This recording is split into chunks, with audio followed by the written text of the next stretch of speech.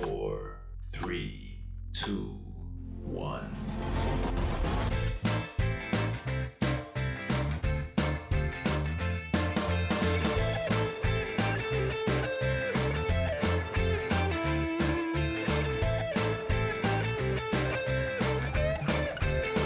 Hello and welcome to TrojanVision's The Week That Was, covering the news and events for the week ending Friday, January 22nd, 2021. I'm your host, Aaron Taylor. Well, the safety of students at night on campus was the focus of Troy's Student Government Association this week as they made plans for their spring night walk. Kaylee Wright has that story. Tuesday night at Hawkins Hall, the Student Government Association met to discuss ways to improve campus life. Among these improvements is the Campus Safety Walk, conducted by the Committee of Safety and Infrastructure. Basically, the committee will tour the campus with campus police. They will highlight different areas of campus that need some attention. They will also make notes if there's any sort of potential hazard or if there's any potential safety issue on campus. The next safety walk will take place this Tuesday after the student government meeting.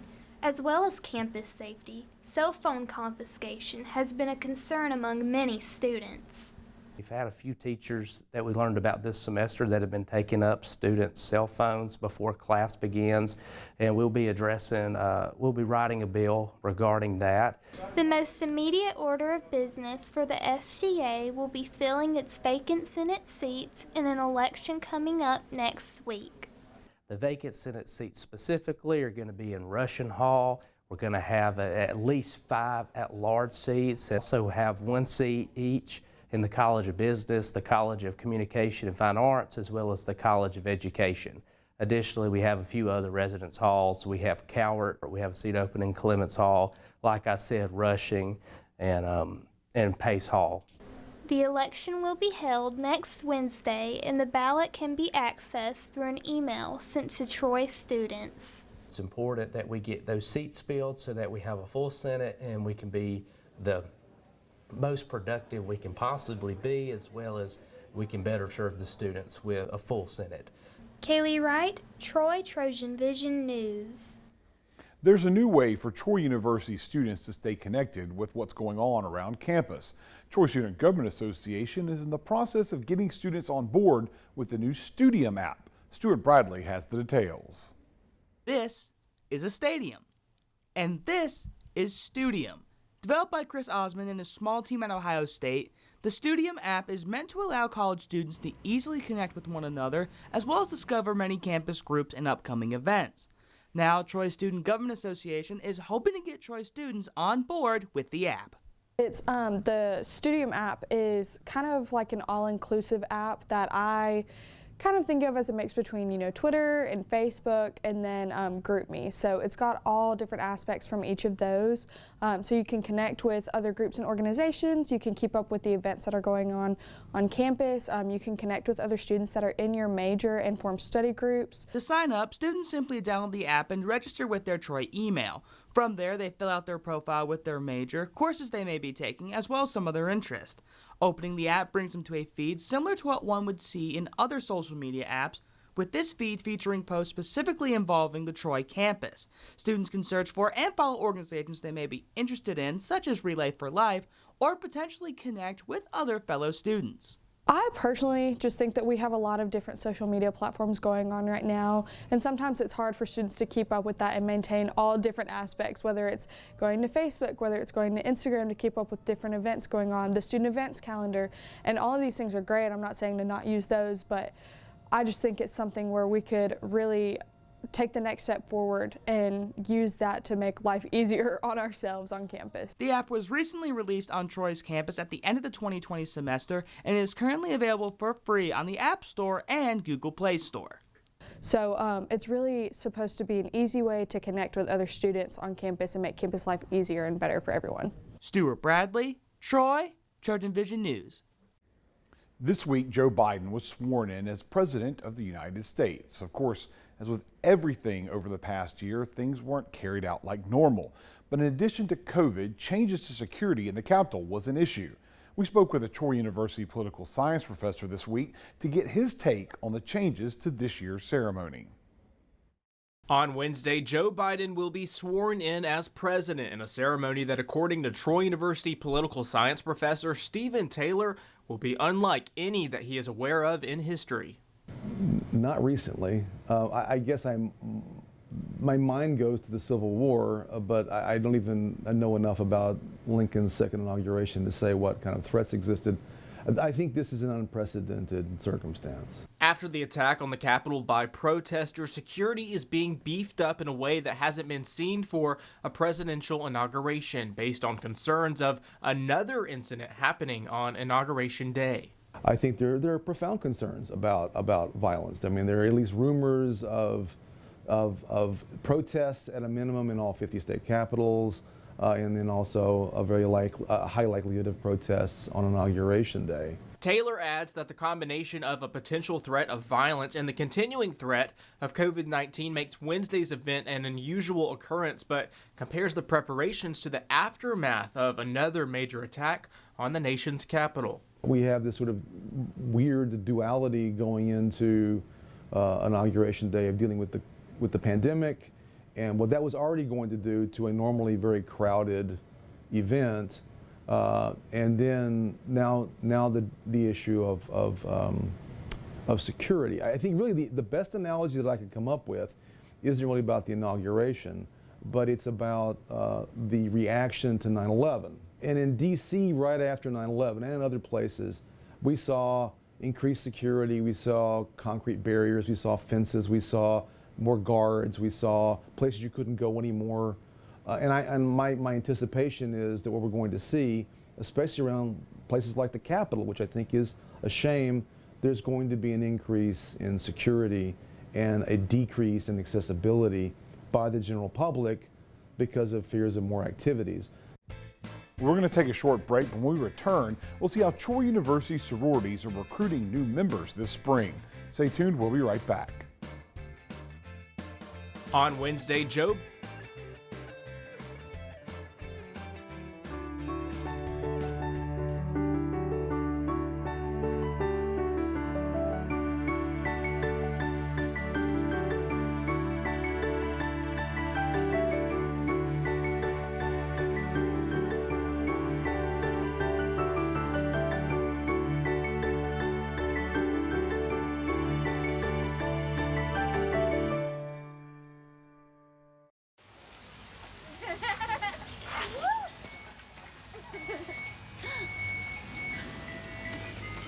Mom, can we get some ice cream? Please, Mom, please. No, we're having dinner soon. Please.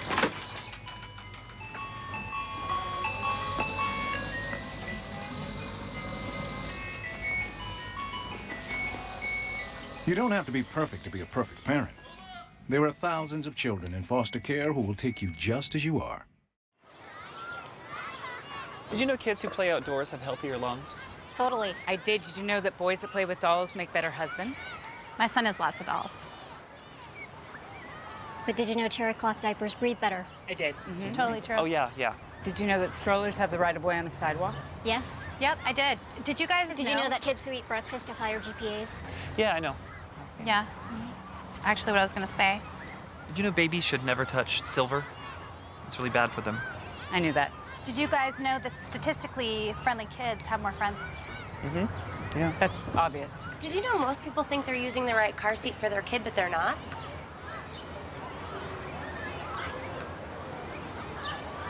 Parents who really know it all know for sure that their child is in the right seat at the right age and size. Visit safercar.gov/the right seat to make sure your child is protected. I'm putting that on my blog. I just put it in mine.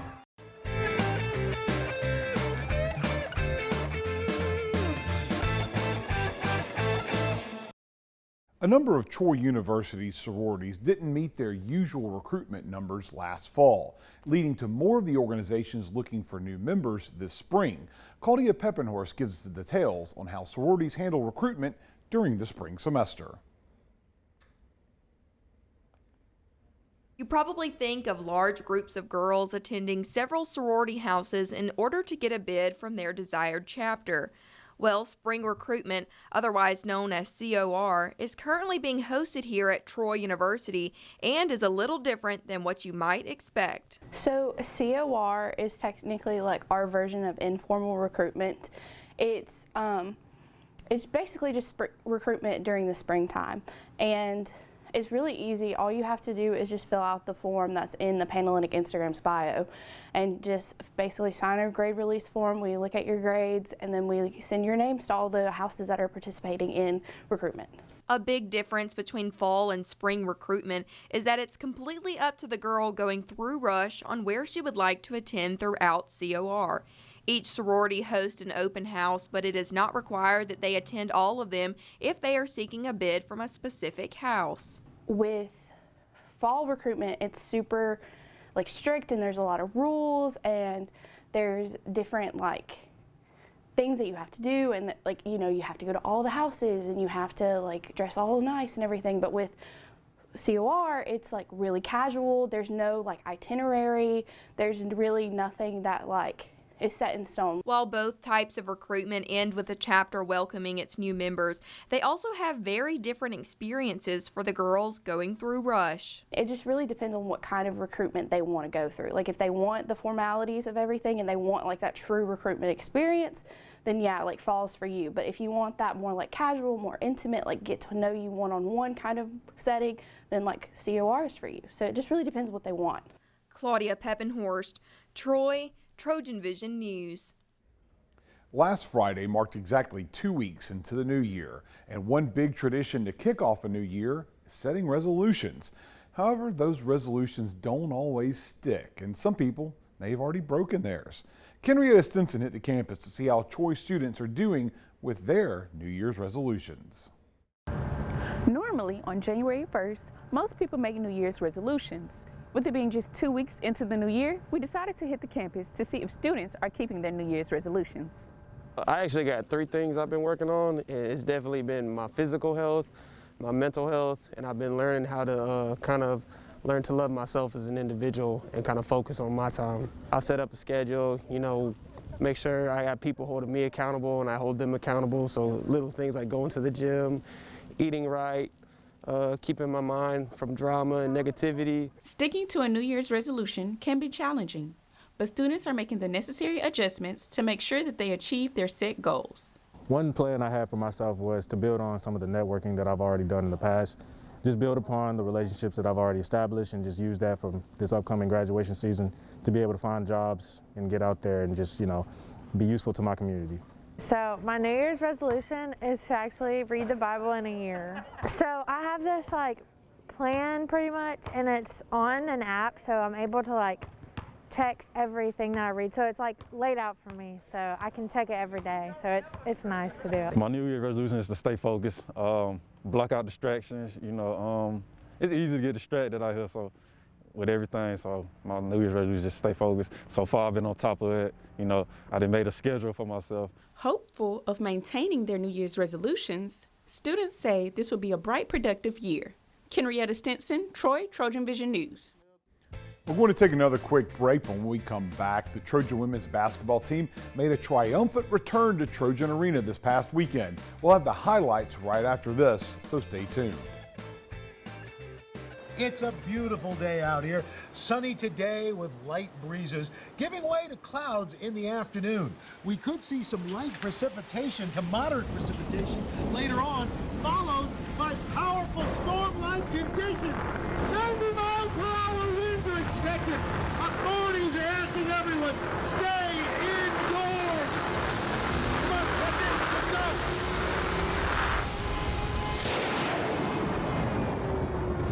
For over 70 years, Smokey Bear has asked you to use fire responsibly. Fire is due to an unattended campfire. Go time. Here's how you can stay on the front lines of preventing wildfires. Always watch your campfire. Before leaving, drown it, stir it, drown it again, and feel that the fire is out cold. Oh, bullseye! And you won't need a visit from these guys. Copy that. You can be Smokey's wingman when enjoying nature and prevent wildfires. Visit SmokeyBear.com for more fire prevention tips. if you store your guns properly. So not just anyone can get to them. I'll feel safer when I'm playing outside. Safer when walking home. I won't have to tell so many family members. I'm sorry. I won't hear as many scary stories. Or scary news reports. I won't have to hold someone's hand and shout you're gonna make it. And I won't have to tell my kids, this isn't a drill. Please. Please. Please. Please. Please. Do it for us. For us. Do it for us. Your family, friends, and neighbors are all counting on you. Never let your gun get into the wrong hands.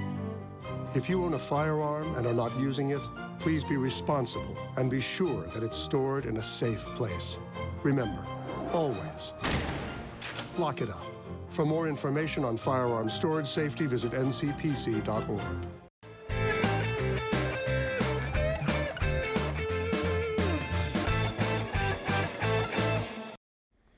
Troy women's basketball senior forward Alexis Dye was named the Sun Belt Conference Player of the Week on Monday. She averaged 16.5 points and 14 rebounds in the two-game sweep of Georgia Southern over the weekend. The weekend series marked a return to Trojan Arena for the first time since the start of the spring semester for the Trojans. Sam Granville has the sights and sounds from Saturday night's game. Bucket after bucket after bucket. Senior forward Alexis Dye had herself a weekend as she recorded a double-double in both games against Georgia Southern. On Saturday, she tallied 16 points and 16 rebounds and led the way to a smooth sailing first half for the Trojans. I know I needed to help my team perform in order to win both of those games. Without me having my double-double, we probably wouldn't have won. And my teammate, they just had my back, so. After a dominating defensive performance in the first half, allowing the Eagles only 23 points and increasing their lead to 20 points midway through the third quarter, the Trojans saw their lead fade fast after a rally from Georgia Southern heading into the fourth. However, after Dye saw an early exit and was fouled out in the fourth, it was the other senior, Jasmine Robinson, who took over for the Trojans, scoring 8 straight and a season-high 16 points to push the Trojans past the Eagles for an 82-69 victory. Well, I definitely get the confidence from my team and my coaches. Just throughout my 4 years, they taught me so much different scenarios, and my IQ has grown definitely. So going through the course of the game, I just realized what's open, just be patient and see who's open and just make a play. The late push by Georgia Southern saw a 20-point third quarter lead turn into just a 3-point lead halfway through the fourth. Head coach Shanda Rigby spoke about her in-game message to her team. Just settle down. You know, I think Coach Simmons talked to him and Coach Neal talked to him a little bit about just settle down. You know, there's nothing they can do to us if we, you know, if we just control ourselves. You know, it's about us. They have great defenses. They change their defenses. But we have a team that's experienced enough that should be able to handle those things as long as we stay inside of ourselves and think it through. With the win, the Trojans sweep Georgia Southern on the weekend, extending their record to 7-4 and 3-1 in the conference. They will return back here to Trojan Arena next weekend, where they face Coastal Carolina for another set of matches. Sam Granville, Troy, TrojanVision Sports. It's time for our last break, but when we return, we'll learn about ways students can stay COVID safe and still get involved with activities outside of the classroom. Stay tuned, we'll be right back.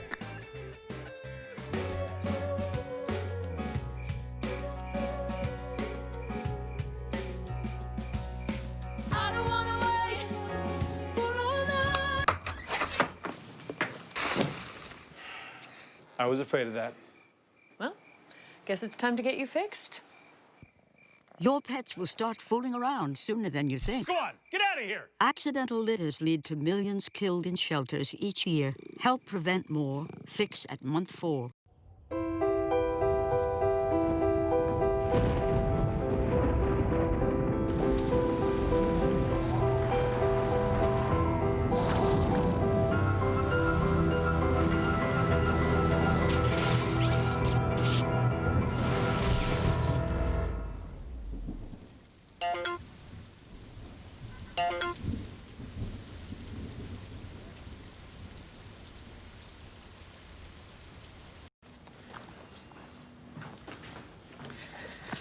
All right, I know this isn't any fun to talk about, but we should.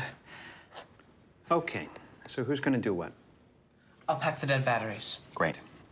I'll only put what I don't need into a duffel bag. Perfect. That's totally unhelpful. No problem. Meanwhile, I will try to comfort everyone by speaking in a calm voice. And I'll try to get the generator going without any gas.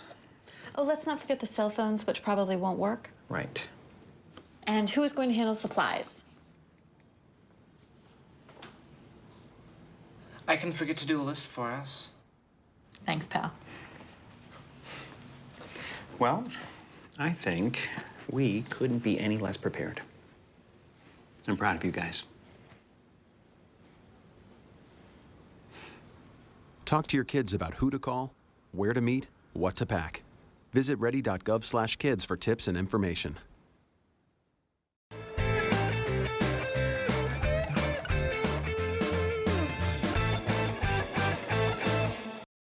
Getting involved outside of the classroom has seen some adjustments due to COVID-19. We'll learn more about how students can still get involved in this week's Trojan Talk. Hello and welcome to Trojan Talk. I'm your host, Aaron Taylor. With me today is Barbara Patterson, Director of Student Involvement here at Troy University. Barbara, thanks for joining me here today. Oh, I'm always happy to be here. And of course, we bring you back here in the spring. You're here in the fall and in the spring talking about student involvement. Yes. In both semesters, there's kind of a different theme to getting involved. Yes. And mid-school year is usually a more interesting time for students because they've gotten in the swing of things, but even more interesting and add complications is the threat of COVID and how that has impacted. First and foremost, kind of talk about the traditional issues, or I guess getting involved in mid-semester, how sometimes students feel that, you know, I can't get involved with a group because things have already been going. You know, lots of students and their parents want them to wait one semester to get to the feel of college, how college works, you know, figure out all the kinks, make their first semester of grades, and then say, then your second semester get involved. And then lots of times they're like, oh, I missed out on getting involved fall semester, so I'll just wait till the fall semester when everything kind of opens back up again. Not realizing that most student organizations are delighted to have new members in the spring. Everyone is really looking for new members to join in the spring and want and welcome people to join. So we want students to think about, yes, I can join this spring. Yeah, and that's one of the concern of the stigma of coming in midstream, that that if you come in, you're going to get pushed aside, or they're not going to worry about you because everybody else has already been involved with the group. Exactly. No, they will be delighted, and because you might be one of a smaller number, you might even get a little bit more preferential treatment. But another thing is about this is the added concern of COVID, and we talked about this when you were here in the fall, and how things are changing due to COVID. But obviously, everyone has kind of already made a lot of that adaptation to COVID, and the concerns are probably not as much as they were in the fall here in the spring. Well, you know, our student groups really worked really hard to adapt and to try to have the best possible experience they could have for their members. They really embraced the technology that the university has that they could use, but then, you know, there's the high tech, but there was also the high touch. You know, the students still met in smaller groups, they met social distanced. They tried to do everything that they could to make sure that the group and the organization could still continue, but also continue to do in safe ways. And so organizations now really kind of have that down pat, and they know what they need to do to try to keep members safe and to keep the organization moving along. So I think students should feel even more comfortable about joining now because of the organization leaders having that experience and running the organization with CDC guidelines. And establishing those protocols. But one of the things is just having these student groups and being able to meet, I would think, adds a small sense of normalcy to what we were used to on the college campus. I think it does. And you know, being part of a student group helps you find your niche. And sometimes you'll hear students say, I'm so bored with going to class and going back to my dorm room, and that's just the routine. And so we want them to add to that experience. We want them to go to the athletic events. We want them to join one or two organizations and start participating in those activities, and it will enhance their student life so much. And of course, some of the ways that it would enhance, socialization is one, right, but just the getting to know the campus and getting involved. But obviously, and you talked about before, yes, involvement helps in a lot of ways, going back to the classroom as an outlet. Well, one thing people don't realize is that many of our organizations are focused around their academic majors.